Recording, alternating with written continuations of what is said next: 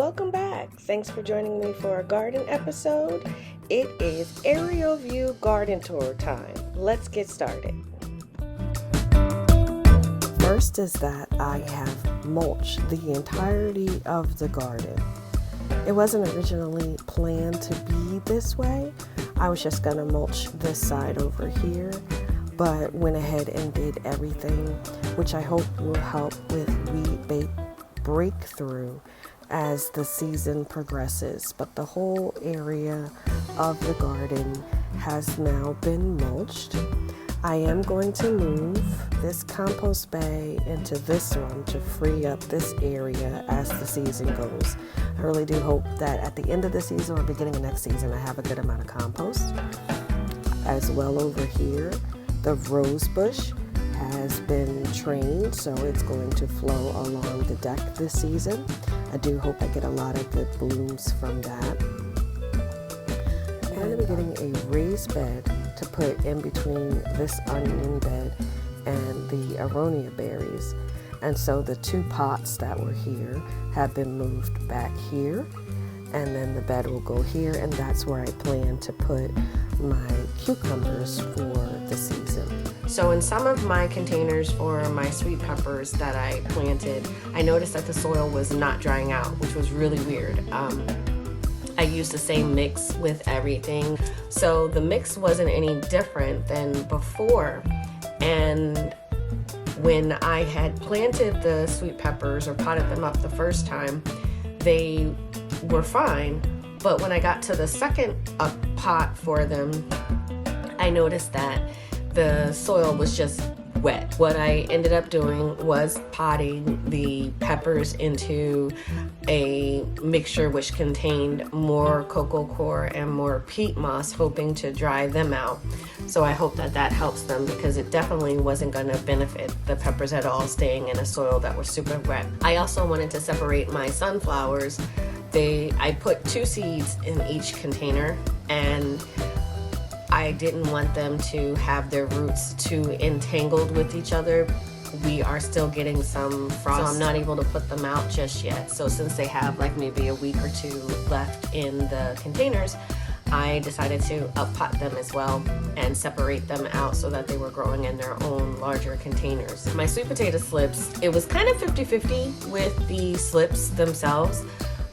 Some of the slips were thriving when they were attached to the sweet potato, the donor sweet potato, and okay when I got them into the water. But then once I put them into soil, they weren't doing so hot.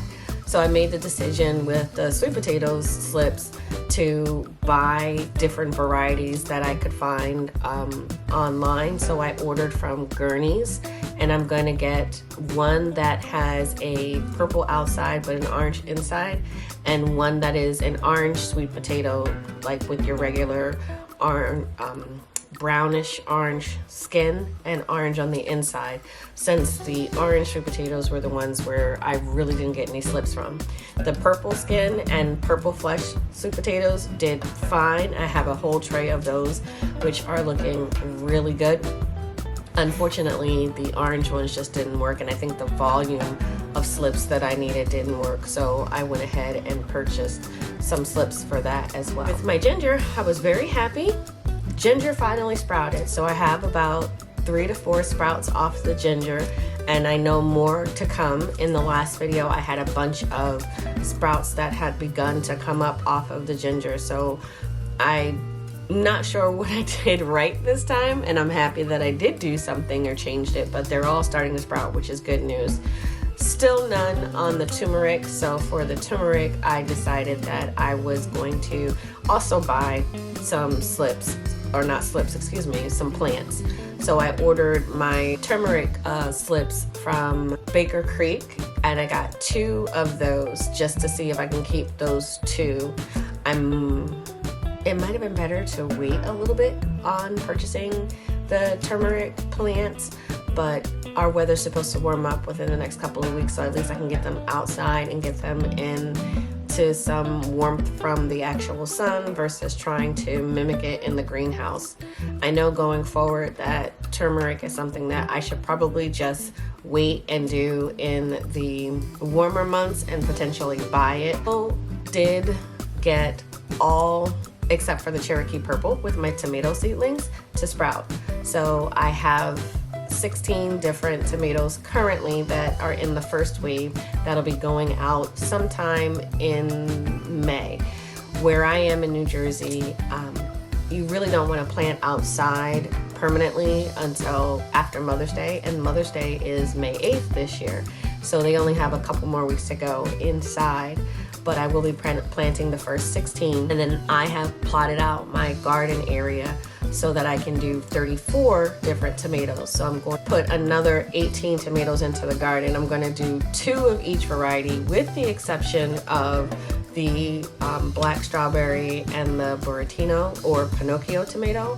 That tomato is very viney, and I'm not fond of that one in my area. It reminds me of the Amish paste tomato that I tried to grow, and I had no real success. They grew really, really large tomatoes, but it did not grow an abundance of tomatoes. So I'm not sure what it was about my soil in my area, but I really don't want to put another one of those in.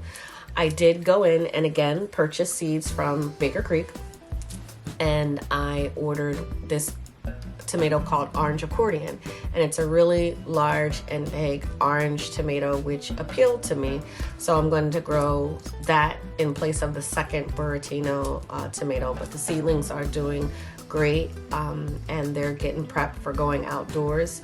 We have a couple of days of frost coming in the evening, so because of that I'm not putting them outside during the day just yet, but sometime in the next week everything will be transitioning outdoors, and at least for the daytime, so that they can get some warmth from the days, because we're definitely getting 50-degree and over days. Some new additions to the garden.